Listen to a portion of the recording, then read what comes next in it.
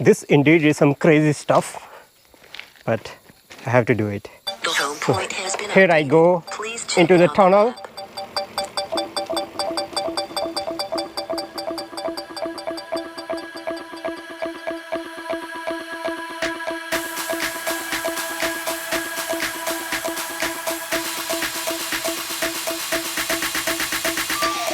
Adjusting my GoPro.